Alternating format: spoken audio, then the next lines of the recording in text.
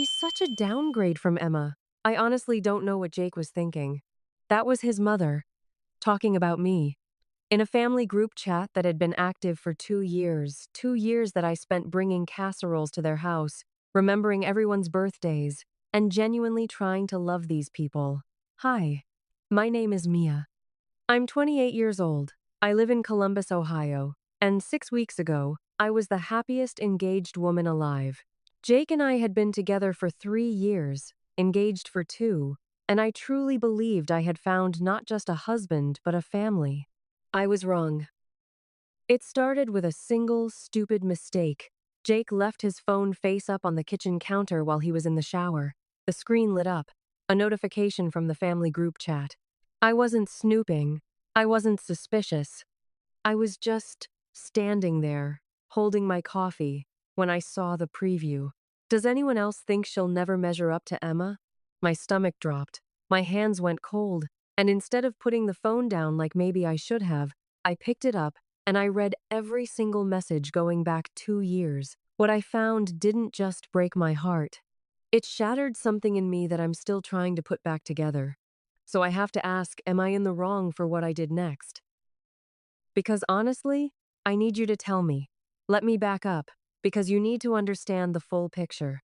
Jake and I met at a mutual friend's birthday party in the fall of 2021.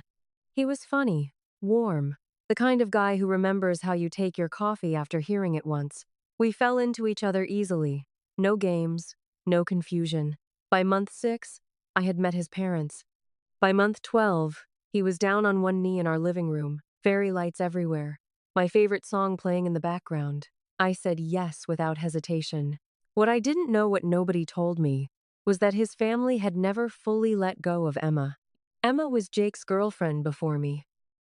They dated for 4 years, broke up about 8 months before he and I met. From what Jake told me, it was mutual. They wanted different things, grew apart, no drama. He seemed completely over it. He never brought her up unprompted. I had no reason to feel threatened. But his family? His family kept her alive like she was a ghost they were feeding. The first time I noticed something was off was at Thanksgiving, about 3 months after Jake and I got engaged. His mom, Linda, was in the kitchen showing me how to make her famous sweet potato casserole. Sweet, right? Except halfway through, she looked at me and said completely casually, like she was commenting on the weather, "Emma used to make this from scratch. She had a real gift for cooking." I smiled. I nodded. I told her that was lovely. Inside, something tightened in my chest. Then there was Christmas. His sister, Brooke, pulled out old photo albums, which, fine, families do that. But she lingered.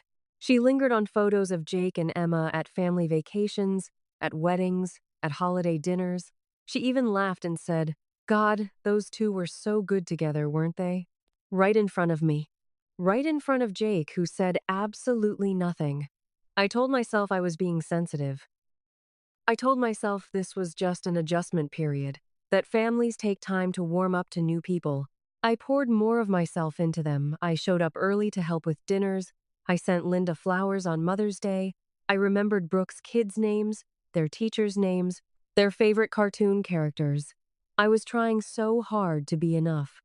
And the entire time they were in a group chat calling me a downgrade. Let me tell you what I actually read that night, because I think you need to hear the specifics. This isn't me being dramatic. This is copy-pasted reality.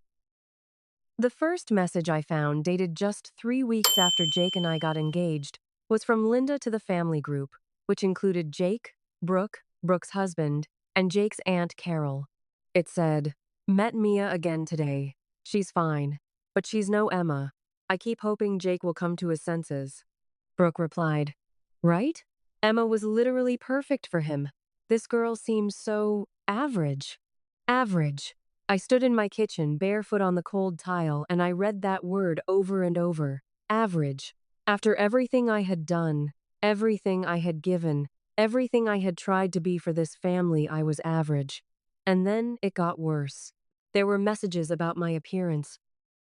Linda once wrote, "Emma was so put together. Mia always looks a little underdone, doesn't she?" This after a barbecue where I'd spent an hour getting ready because I wanted them to be proud of me. There were messages about my career. I'm an elementary school teacher. I love my job. But Brooke wrote, Emma was a marketing director. Just saying. Jake could have had someone on his level, as if my worth as a human being was tied to my salary bracket. There were messages where they actively discussed whether Jake should reach out to Emma. One exchange, from about 8 months ago, went like this. Linda, I ran into Emma's mom at the grocery store. She said Emma's still single. Brooke, someone needs to tell Jake before it's too late. Aunt Carol, maybe we plant the seed at the reunion? The family reunion I attended. The one where everyone was so warm and welcoming to my face. But here's the part that broke me the most. The part I keep coming back to at 3 a.m. when I can't sleep. Jake was in that group chat. He saw every single one of those messages. And he never said a word to defend me. Not once. Not a single, hey, that's not okay, or please don't talk about her that way, or even just silence by leaving the chat. He just let it happen for 2 years.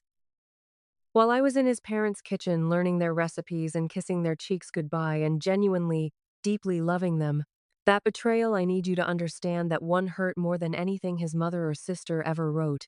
Because they didn't owe me protection. Jake did. When he got out of the shower that night, I was sitting on the couch. I had put his phone back exactly where I found it. I was completely still. He took one look at me and knew something was wrong. What happened? He asked. I said very quietly, how long have they been calling me a downgrade? The color drained from his face, and in that moment, I had my answer. He knew. He had always known.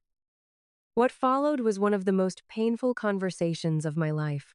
He sat down across from me, not next to me, across from me, like we were in some kind of negotiation, and he said, Mia, you have to understand, they're old-fashioned. They just need more time. Jake. I cut him off. They called me average. Your mom said I look underdone. Your sister said I'm not on your level. And you read all of it and you said nothing. He ran his hand through his hair. He looked at the floor. And then he said the thing that I will never forget for as long as I live. I didn't want to make it a big deal. I didn't want to cause drama. He didn't want to cause drama. For 2 years, I walked into that family's home with a smile on my face, completely unaware that they were dissecting me in a group chat, comparing me to a woman they wished I was, and my fiancé, the man who asked me to marry him. The man I was building a life with chose their comfort over my dignity, every single time.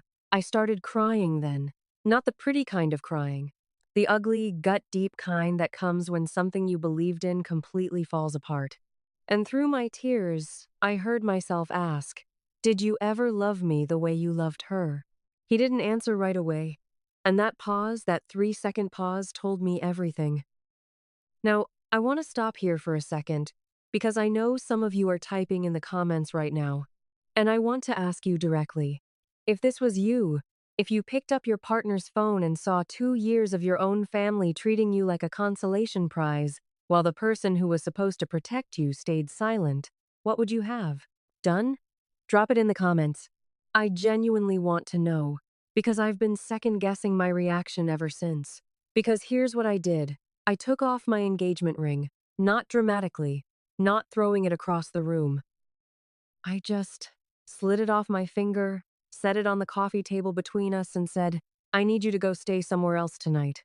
I need to think. He cried. He begged. He said he loved me, that he was sorry, that he should have said something. And maybe all of that was true. But sorry doesn't rewrite 2 years of silence. Sorry doesn't make me unread those messages. Sorry doesn't give me back the version of myself that walked into that family's home feeling worthy. He left. And I sat alone in our apartment, surrounded by all the small evidence of the life we'd built together. The photos on the fridge, the coffee mugs with our initials, the little sticky note he'd left on the mirror that morning that said, have a great day. Beautiful. And I cried until I had nothing left. The next morning, I called my best friend, Dana. I told her everything. And the first thing she said was, Mia, you are not a downgrade. You are the whole upgrade. And anyone who can't see that doesn't deserve a seat at your table. I needed to hear that more than I can explain. But Dana's words, as much as I loved them, didn't answer the real question I was sitting with. What do I actually do now? Because it's not just about Jake. It's about the fact that if I married him, I would be marrying into a family that had already decided I wasn't good enough. And I would be marrying a man who had proven that when it came to choosing between protecting me and keeping the peace, he would choose the peace. Every time. Is that the marriage I want?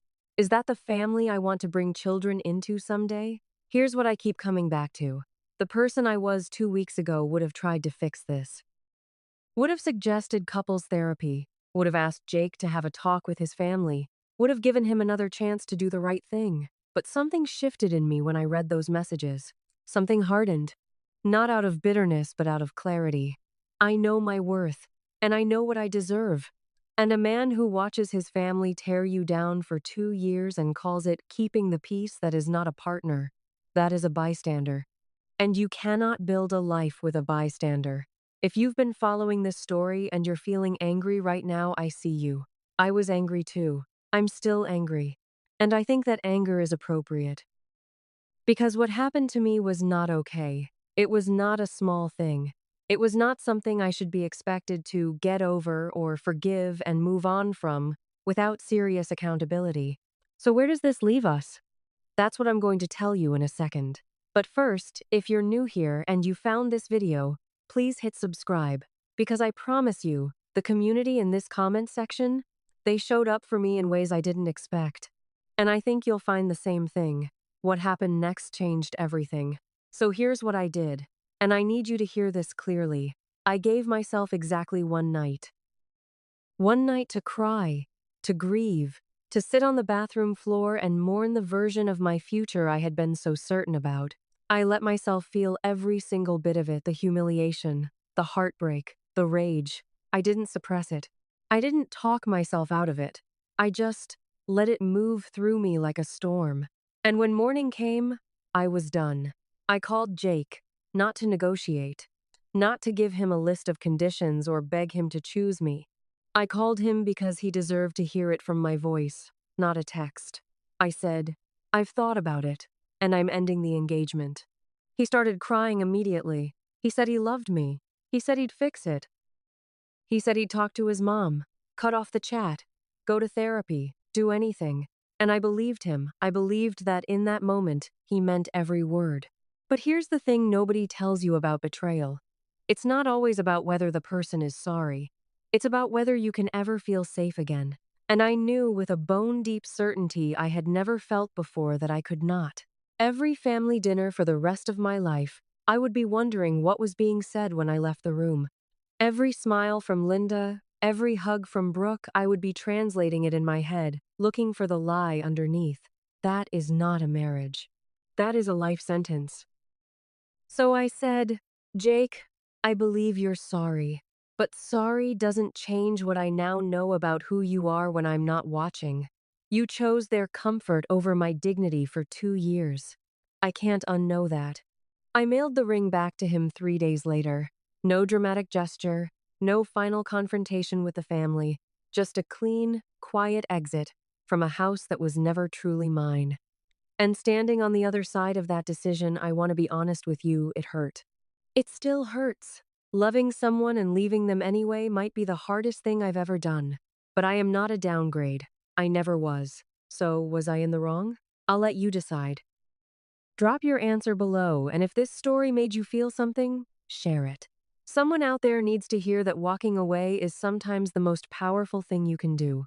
Like and subscribe. I'll see you in the next one.